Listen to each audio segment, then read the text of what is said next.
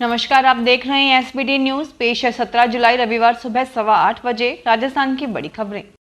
सावन शुरू होते ही पूरे देश में कांवड़ यात्रा का सिलसिला शुरू हो गया है। कोरोना के चलते पिछले 2 वर्ष से यह यात्रा नहीं निकल पा रही थी। उत्तर प्रदेश सरकार ने कांवड़ यात्रा के दौरान मुख्य मार्ग में पड़ने वाली मीट दुकान व नॉनवेज होटलों को बंद करने के आदेश जारी किए हैं। वहीं राजस्थान की राजधानी जयपुर में यात्रा पर पुलिस ने कई पाबंदियां लगाई है, जिसका भाजपा और हिंदू संगठनों ने विरोध शुरू कर दिया है। मांगे नहीं मानने पर आंदोलन की चेतावनी दी है। पुलिस ने पाबंदियां गत दिनों हुई घटनाओं के चलते लगाना बताया है। कांवड़ यात्रा के लिए पुलिस की अनुमति लेने की बंदिश का भाजपा ने विरोध किया है। संगठन अब इस मुद्दे पर आंदोलन की तैयारी में है।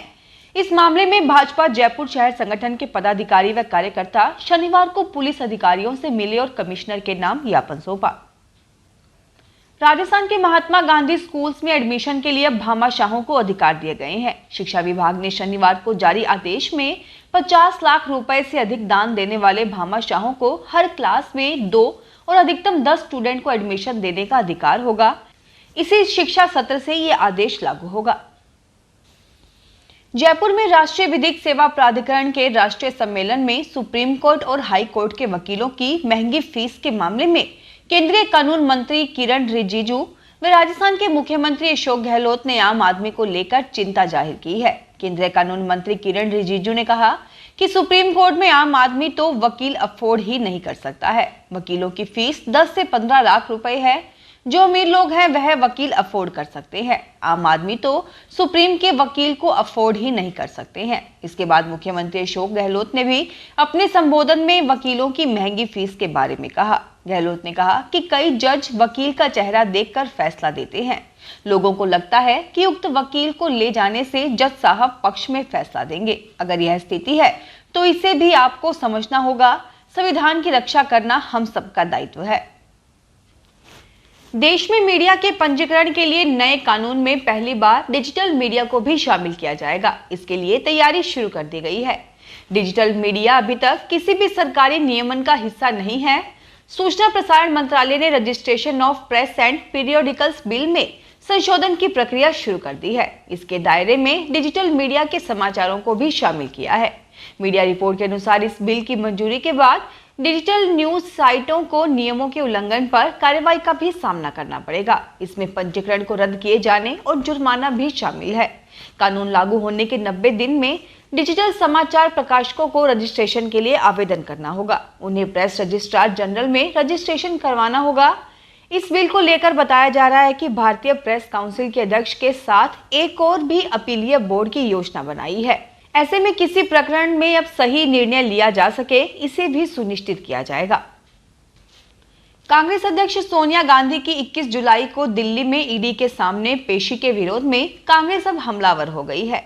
प्रदेश कांग्रेस की ओर से प्रवर्तन निदेशालय के खिलाफ 2 दिन हल्ला बोल किया जाएगा। 21 जुलाई को प्रदेश कांग्रेस की ओर से ज्योतिनगर स्थित ईडी कार्यालय के बाहर धरना दिया जाएगा और 22 जुलाई को सभी जिलों में विरोध प्रदर्शन किया जाएगा। इसका फैसला शनिवार को प्रदेश कांग्रेस मुख्यालय में हुई प्रदेश कार्यकारिणी की बैठक में लिया गया। बैठक में ईस्टर्न कैनाल परियोजना के समर्थन में हस्ताक्षर अभियान शुरू करने का भी निर्णय लिया गया है। बैठक के बाद मीडिया को जानकारी देते हुए प्रदेश कांग्रेस के अध्यक्ष गोविंद सिंह डोटासरा ने कहा कि ईडी लगातार कांग्रेस के नेताओं को परेशान कर रही है।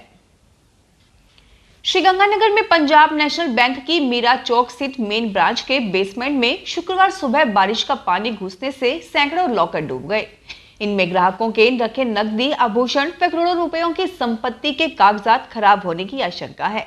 इसके अलावा बैंक द्वारा गिरवी रखी गई प्रॉपर्टियों के कीमती कागजातों की फाइलें भी भीग गई हैं, लेकिन कितना नुकसान पहुंचा है इसकी अधिकृत जानकारी नहीं आई है। इन्हें बैंक के बेसमेंट से निकालकर ग्राउंड फ्लोर पर सुखाया जा रहा है। पीएनबी ने आज बेसमेंट में पानी घुसने एवं लॉकर को संभालने की सूचना कुछ अखबारों में दी।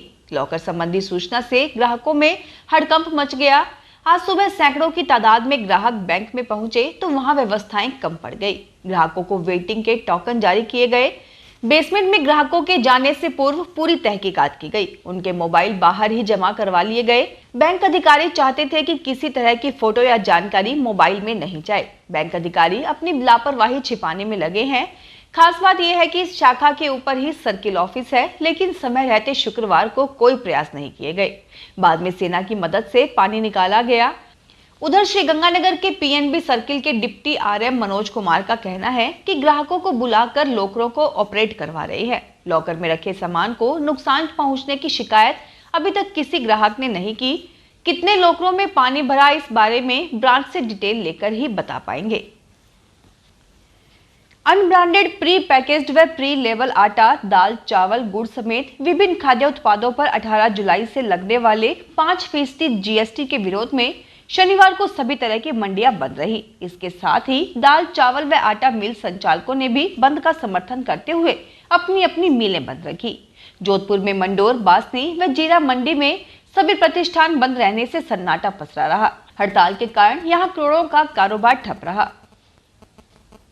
जोधपुर जिला उपभोक्ता संरक्षण आयोग द्वितीय ने एक महत्वपूर्ण निर्णय में कहा है कि बैंक की खराब सेवाओं से असंतुष्ट ग्राहकों को अपना विरोध प्रकट करने का पूर्ण अधिकार है। एक मामले में ग्राहक द्वारा सेवा से संतुष्ट नहीं होने का कारण बताने से खाता बंद करने से इनकार करने पर आयोग ने एसबीआई पर 25,000 रुपए का हर्जाना लगाया है। राज्य सरकार के निर्देश पर प्रशासन शहरों के संघ अभियान के दूसरे चरण के अंतर्गत जोधपुर में शिविर जारी है। नगर निगम दक्षिण द्वारा शनिवार को पुलिस लाइन परिसर रातानाडा में शिविर लगाया गया। शिविर में कई लोगों ने पट्टे बनवाए। अब वार्ड संख्या 1, 2, 6 के लिए 19 जुलाई से 20 जुलाई तक पानी की टंकी वाला पार्क, चौधरी जमुना देवी स्कूल के सामने कमला नेहरू नगर में शिविर लगाए जाएंगे। सूर्य नगरी ज्योतिष एवं वास्तु शोध संस्थान तथा Jodhpur welcome development cultural society के संयुक्त तत्वाधान में सूचना केंद्र स्थित मिनी ऑडिटोरियम में शनिवार से 2 दिवसीय द्वितीय राष्ट्रीय ज्योतिष सम्मेलन शुरू हुआ। इस सम्मेलन में हिस्सा लेने देश भर से ज्योतिषी आए हैं, जो भिन्न भिन्न परा विद्याओं से संबंधित एवं वैदिक ज्योतिषियों के ख्याति प्राप्त विद्वान हैं। उन्होंने सम्मेलन में विभिन्न विषयों पर मंथन किया। साथ ही ग्रह गोचर के अनुसार भविष्य में होने वाली घटनाओं को लेकर अपने विचार भी साझा किए। सम्मेलन में पहले दिन ज्योतिषियों व विद्वानों ने मानव जीवन में ज्योतिष के महत्व को इंगित किया। बीकानेर में महाराजा गंगा सिंह यूनिवर्सिटी के इंडोर स्टेडियम का उद्घाटन समारोह धीरे धीरे विवादों में आ रहा है। दरअसल खेल मंत्री अशोक चांदना और स्पोर्ट्स काउंसिल की चेयरमैन कृष्णा पूनिया के बीच अनबन जग जाहिर है। यही अनबन यूनिवर्सिटी के कार्यक्रम में चोड़े आ गई। दरअसल खेल मंत्री आमंत्रण देने के बाद इस आयोजन में नहीं आए तो कहीं भी उनका नाम दर्ज भी नहीं हुआ। ये कार्यक्रम यूनिवर्सिटी का था, लेकिन ग्रामीण ओलंपिक टी शर्ट और लोगो विमोचन के कारण स्पोर्ट्स काउंसिल की एंट्री हो गई। इसके बाद से यूनिवर्सिटी का मुख्य कार्यक्रम पूरी तरह कृष्णा पूनिया के हाथ में रहा। उत्तर पश्चिम रेलवे इस वर्ष जून माह तक 97.7% समय पालन को प्राप्त कर भारतीय रेलवे पर प्रथम स्थान पर कायम है। इसके साथ ही माल लदान में किए गए अभिनव प्रयासों से इस रेलवे पर जून माह तक 8.52 मिलियन टन माल लदान किया गया है। उत्तर पश्चिम रेलवे के मुख्य जनसंपर्क अधिकारी कैप्टन शशि किरण के अनुसार उत्तर पश्चिम रेलवे संपूर्ण भारतीय रेलवे में विगत 3 वर्षों से समय पालन में लगातार प्रथम स्थान पर है। उत्तर पश्चिम रेलवे पर इस वर्ष जून माह तक 8.52 मिलियन टन माल लदान किया गया, जो कि गत वर्ष की इसी अवधि के 6.54 मिलियन टन से 30.3% अधिक है।